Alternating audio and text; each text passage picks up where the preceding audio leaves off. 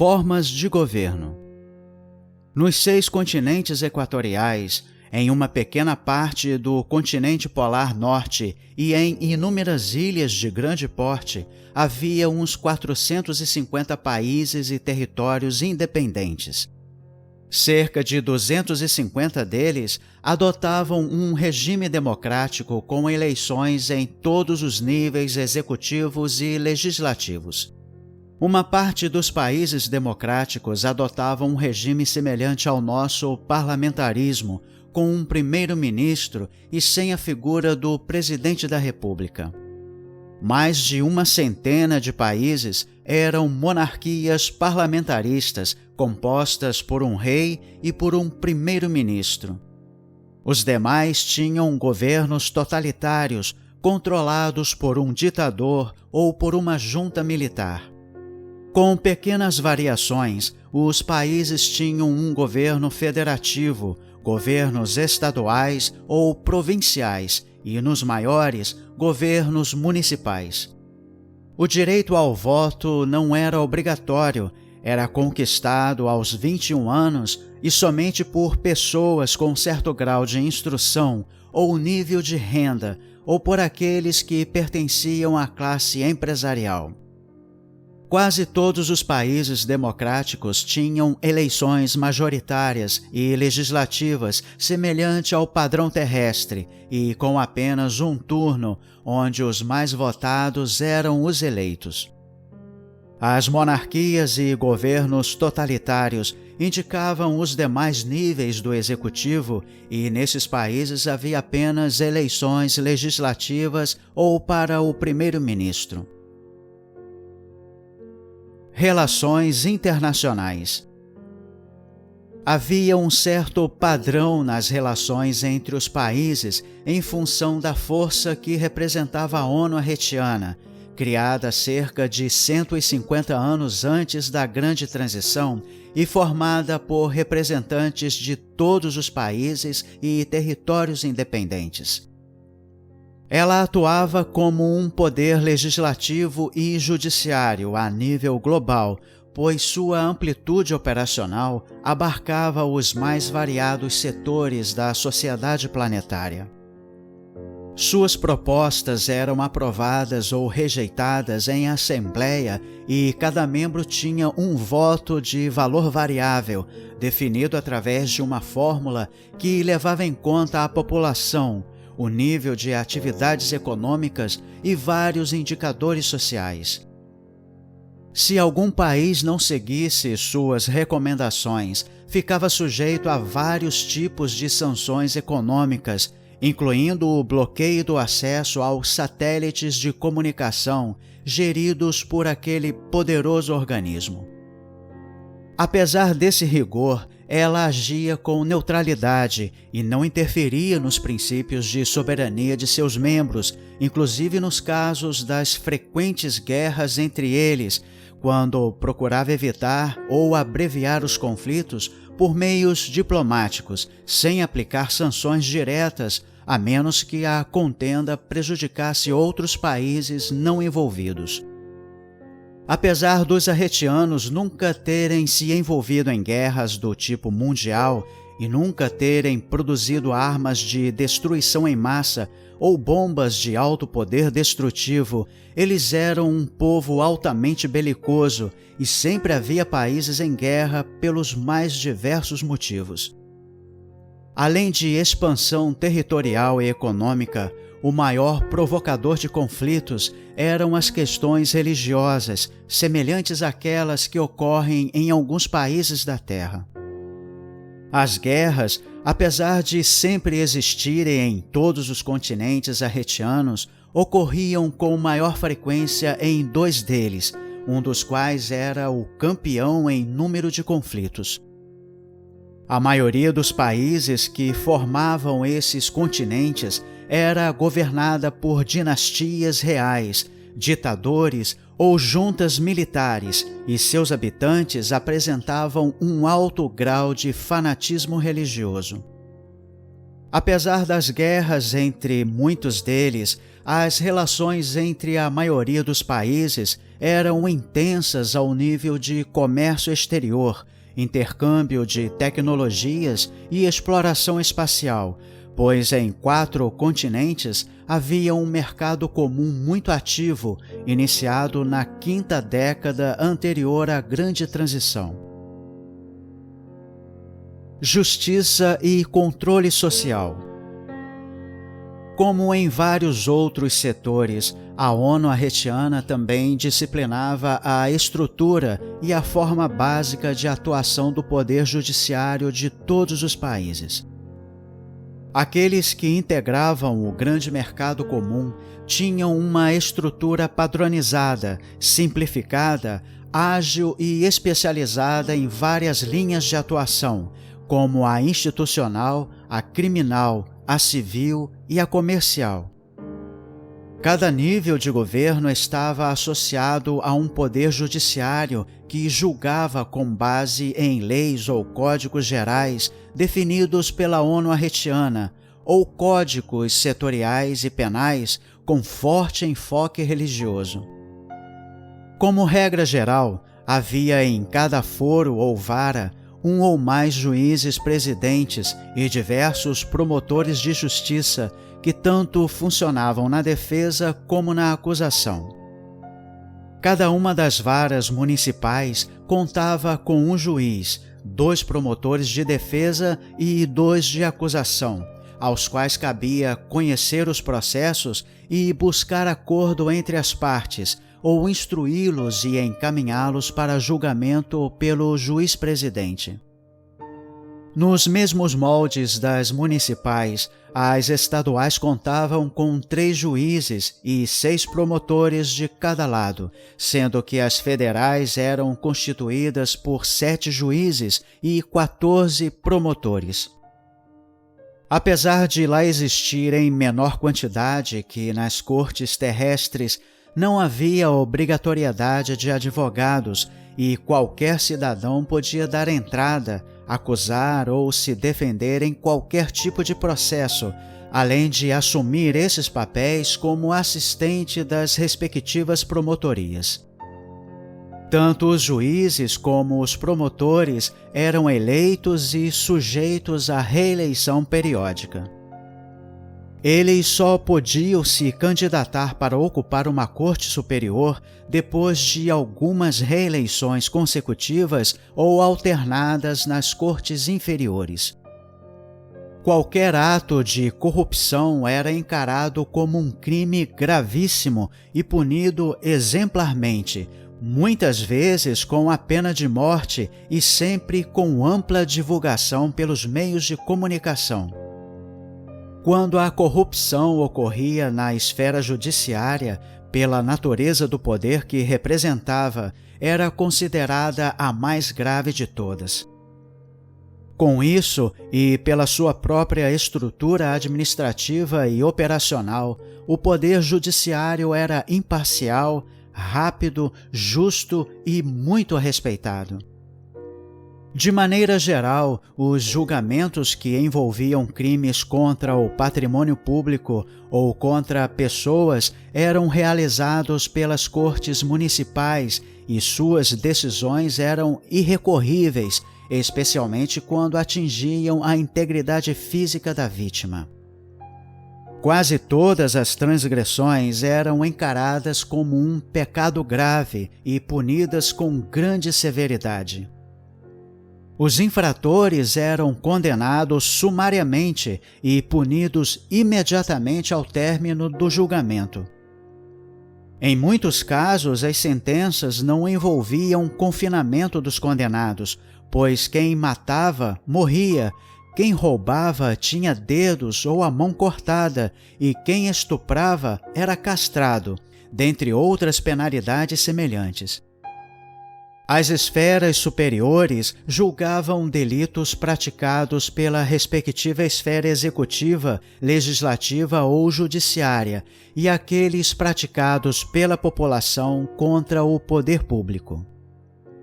Os julgamentos de recursos contra decisões das cortes inferiores eram raros e somente quando previstos na Constituição ou leis específicas de cada país.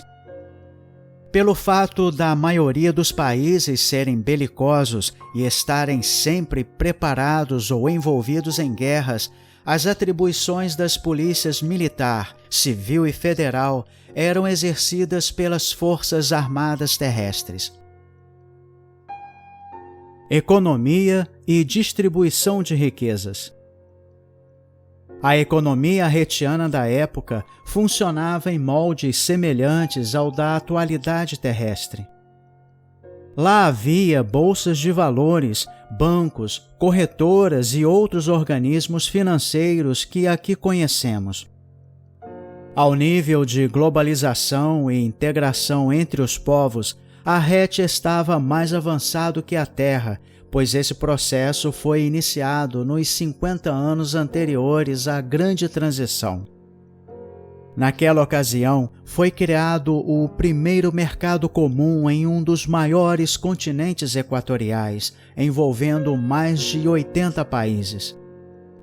Nos 30 anos seguintes, o processo expandiu-se para outros 3 continentes, abrangendo mais de 300 de países que utilizavam uma moeda única e muito forte, a qual servia de parâmetro para a valorização dos ativos financeiros dos demais países. Para contornar os problemas de comunicação gerados pelas barreiras idiomáticas, o Comitê Gestor do Primeiro Mercado Comum adotou como língua de negócios e de turismo um idioma genérico semelhante ao nosso Esperanto, pois não era uma língua oficial em nenhum país. O novo idioma, aliado à internet arretiana, desenvolveu os negócios, incrementou o turismo, estreitou as comunicações entre eles e reduziu os conflitos e as guerras que eram mais frequentes nas décadas anteriores. Apesar de mais homogênea nos países componentes do grande mercado comum, a população estava dividida entre pobres, remediados e ricos, sem apresentar os grandes contrastes existentes na Terra.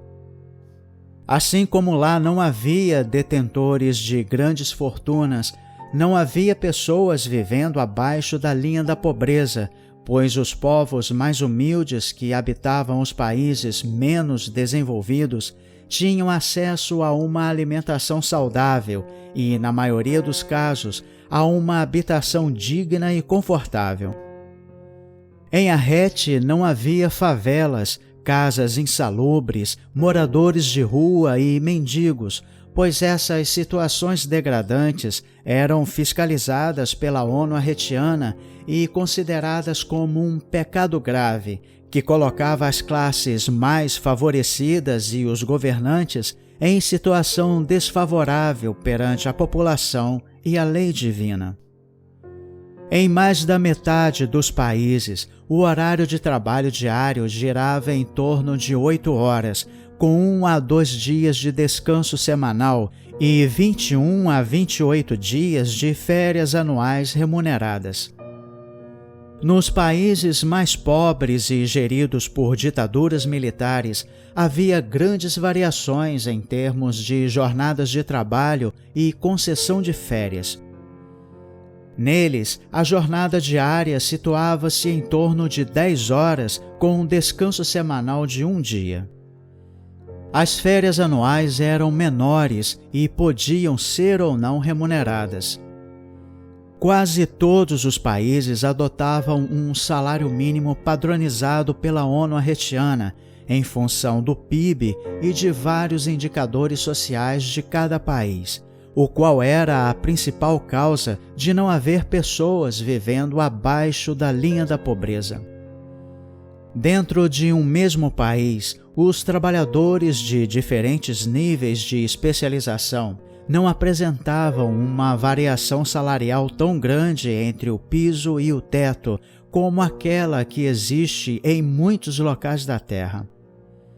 O número de desempregados era baixo e lá não havia a chamada economia informal, pois além de ser severamente combatida pelo poder público e pela sociedade, os impostos e taxas eram suportáveis e também padronizados pela ONU haitiana. Como a expectativa média de vida era superior a 70 anos, a aposentadoria só era possível após 40 anos de trabalho, no caso dos homens, e 30 anos no caso das mulheres casadas e com filhos. As demais seguiam o mesmo padrão masculino. Agricultura. Como toda a população era vegetariana, a agricultura ocupava uma porção significativa do solo e era bem distribuída por todo o planeta. Havia uma grande quantidade de pequenas propriedades familiares que praticavam uma agricultura orgânica bastante diversificada e voltada para a produção de verduras, legumes e frutas. Também criavam peixes, que faziam parte da dieta alimentar de uma parcela significativa da população. Havia grandes propriedades voltadas para a monocultura de alguns tipos de cereais, onde utilizavam máquinas sofisticadas e projetadas para os mais variados tipos de serviços. Os agricultores formavam uma classe com bom nível de renda e muito respeitada pelos habitantes das zonas urbanas, que não os viam como matutos ou caipiras. Eles tinham um modo de vida bastante confortável, pois dispunham de muitas das facilidades encontradas nas cidades, como a energia elétrica, a telefonia e a televisão. A eletrificação rural era quase toda oriunda da energia solar, cujo uso era bastante difundido em todo o planeta, inclusive nas zonas urbanas. O associativismo era uma realidade em quase todos os países e os agricultores, especialmente os familiares, se reuniam em grandes cooperativas que desempenhavam diversas funções e forneciam apoio técnico em todas as fases do processo produtivo, além de recolher, armazenar e comercializar a produção e distribuir os lucros aos seus associados.